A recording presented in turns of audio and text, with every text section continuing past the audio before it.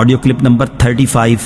اس میں انشاءاللہ عز و جل آپ قرآن پاک کی سورہ بقرہ کی آیت نمبر 102 سے لے کر 104 کی تلاوت، ترجمہ اور تفسیر صراط الجنان سنیں گے۔ بسم اللہ الرحمن الرحیم۔ ترجمہ: اللہ کے نام سے شروع جو نہایت مہربان رحمت والا ہے۔ واتبعوا ما تتلو الشياطين على ملك سليمان وما كفر سليمان ولكن الشياطين كفروا يعلمون الناس السحر وما أنزل على الملكين ببابل هاروت وماروت وما يعلمان من أحد حتى يقولا إنما نحن فتنة فلا تكفر فيتعلمون منهما ما يفرقون به بين المرء وزوجه وما هم بضارين به من أحد إلا بإذن الله ويتعلمون ما يضرهم ولا ينفعهم ولقد علموا لمن اشتراه ما له في الآخرة من خلاق وَلَبِئْسَ مَا شَرَوْا بِهِ أَنفُسَهُمْ لَوْ كَانُوا يَعْلَمُونَ۔ ترجمہ: اور یہ سلیمان کے عہد حکومت میں اس جادو کے پیچھے پڑ گئے جو شیاطین پڑھا کرتے تھے، اور سلیمان نے کفر نہ کیا بلکہ شیطان کافر ہوئے جو لوگوں کو جادو سکھاتے تھے، اور یہ تو اس جادو کے پیچھے بھی پڑ گئے تھے جو بابل شہر میں دو فرشتوں ہاروت و ماروت پر اتارا گیا تھا، اور وہ دونوں کسی کو کچھ نہ سکھاتے جب تک یہ نہ کہہ لیتے کہ ہم تو صرف لوگوں کا امتحان ہیں۔ تو اے لوگو، تم اپنا ایمان ضائع نہ کرو۔ وہ لوگ ان فرشتوں سے ایسا جادو سیکھتے جس کے ذریعے مرد اور اس کی بیوی میں جدائی ڈال دیں، حالانکہ وہ اس کے ذریعے کسی کو اللہ کے حکم کے بغیر کوئی نقصان نہیں پہنچا سکتے تھے، اور یہ ایسی چیز سیکھتے تھے جو انہیں نقصان دے اور انہیں نفع نہ دے، اور یقیناً انہیں معلوم ہے کہ جس نے یہ سودا لیا ہے آخرت میں اس کا کچھ حصہ نہیں، اور انہوں نے اپنی جانوں کا کتنا برا سودا کیا ہے۔ کیا ہی اچھا ہوتا اگر یہ جانتے۔ واتبعوا، وہ جادو کے پیچھے پڑ گئے۔ شان نزول: حضرت سلیمان علیہ السلام کے زمانے میں بنی اسرائیل جادو سیکھنے میں مشغول ہوئے تو آپ علیہ السلام نے ان کو اس سے روکا اور ان کی کتابیں لے کر اپنی کرسی کے نیچے دفن کر دی۔ حضرت سلیمان علیہ السلام کی وفات کے بعد شیاطین نے وہ کتابیں نکال کر لوگوں سے کہا کہ حضرت سلیمان علیہ السلام اسی کے زور سے سلطنت کرتے تھے۔ بنی اسرائیل کے نیک لوگ اور علماء نے تو اس کا انکار کیا، لیکن ان کے جاہل لوگ جادو کو حضرت سلیمان علیہ السلام کا علم مان کر اس کے سیکھنے پر ٹوٹ پڑے۔ انبیاء کرام علیہ السلام کی کتابیں چھوڑ دیں اور حضرت سلیمان علیہ السلام پر ملامت شروع کی۔ ہمارے آقا محمد مصطفیٰ صلی اللہ تعالی علیہ وسلم کے زمانے تک یہی حال رہا، اور اللہ تعالیٰ نے حضور اقدس صلی اللہ تعالی علیہ وسلم کے ذریعے حضرت سلیمان علیہ نبینا علیہ السلام کی جادو سے براءت کا اظہار فرمایا۔ وما کفر سلیمان، اور سلیمان نے کفر نہ کیا۔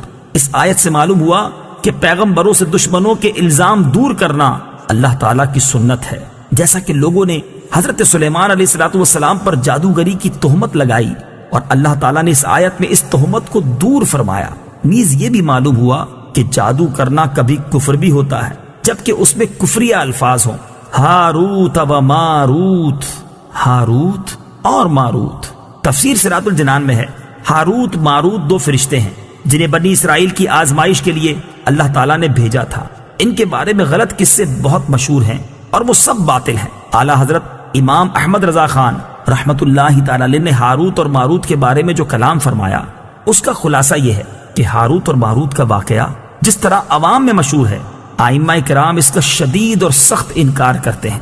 اس کی تفصیل شفا شریف اور اس کی شروحات میں موجود ہے، یہاں تک کہ امام اجل قاضی ایاز رحمت اللہ تعالی علیہ نے فرمایا ہاروت اور ماروت کے بارے میں یہ خبریں یہودیوں کی کتابوں اور ان کی گھڑی ہوئی باتوں میں سے ہے، اور راجے یہی ہے کہ ہاروت اور ماروت دو فرشتے ہیں جنہیں اللہ تعالیٰ نے مخلوق کی آزمائش کے لیے مقرر فرمایا کہ جو جادو سیکھنا چاہے اسے نصیحت کریں کہ انما نحن فتنۃ فلا تکفر، ہم تو آزمائش ہی کے لیے مقرر ہوئے ہیں تو کفر نہ کر، اور جو ان کی بات نہ مانے وہ اپنے پاؤں پہ چل کے خود جہنم میں جائے۔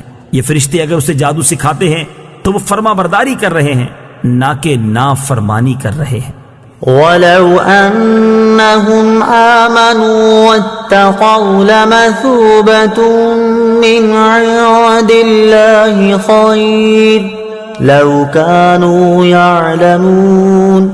ترجمہ، اور اگر وہ ایمان لاتے اور پرہیزگاری اختیار کرتے تو اللہ کے یہاں کا ثواب بہت اچھا ہے اگر یہ جانتے۔ وَلَوْ أَنَّهُمْ آمَنُوا، اگر وہ ایمان لاتے۔ تفسیر صراط الجنان میں ہے، فرمایا گیا کہ اگر یہودی حضور سید کائنات صلی اللہ تعالیٰ علیہ وسلم اور قرآن پاک پر ایمان لاتے تو اللہ تعالیٰ کے ہاں کا ثواب ان کے لیے بہت اچھا ہوتا، کیونکہ آخرت کی تھوڑی سی نعمت دنیا کی بڑی سے بڑی نعمت سے اعلیٰ ہے۔ يا أيها الذين آمنوا لا تقولوا راعنا وقولوا انظرنا واسمعوا وَلِلْكَافِرِينَ عَذَابٌ أَلِيمٌ۔ ترجمہ، اے ایمان والو راعنا نہ کہو اور یوں عرض کرو کہ حضور ہم پر نظر رکھیں، اور پہلے ہی سے بغور سنو، اور کافروں کے لیے دردناک عذاب ہے۔ لا تقولوا راعنا، راعنا نہ کہو۔ تفسیر صراط الجنان میں ہے، شان نزول، جب حضور اقدس صلی اللہ تعالیٰ علیہ وسلم صحابہ کرام رضی اللہ تعالیٰ عنہم کو کچھ تعلیم و تلقین فرماتے تو وہ کبھی کبھی درمیان میں عرض کیا کرتے راعنا یا رسول اللہ۔ اس کے یہ معنی تھے کہ یا رسول اللہ صلی اللہ تعالیٰ علیہ وسلم ہمارے حال کی رعایت فرمائیے، یعنی کلام اقدس کو اچھی طرح سمجھ لینے کا موقع دیجیے۔ یہودیوں کی لغت میں یہ کلمہ بے ادبی کا معنی رکھتا تھا، اور انہوں نے اسی بری نیت سے کہنا شروع کر دیا۔ حضرت سعد بن معاذ رضی اللہ تعالیٰ عنہ یہودیوں کی اصطلاح سے واقف تھے۔ آپ نے ایک روز یہ کلمہ ان کی زبان سے سن کر فرمایا، اے دشمنان خدا، تم پر اللہ کی لعنت، اگر میں نے اب کسی کی زبان سے یہ کلمہ سنا تو اس کی گردن اڑا دوں گا۔ یہودیوں نے کہا، ہم پر تو آپ برہم ہوتے ہیں، جبکہ مسلمان بھی تو یہی کہتے ہیں۔ اس پر آپ رنجیدہ ہو کر سرکار دو عالم صلی اللہ تعالیٰ علیہ وآلہ وسلم کی خدمت اقدس میں حاضر ہوئے ہی تھے کہ یہ آیت نازل ہوئی جس میں راعنا کہنے کی ممانعت فرما دی گئی، اور اس معنی کا دوسرا لفظ انظرنا کہنے کا حکم ہوا۔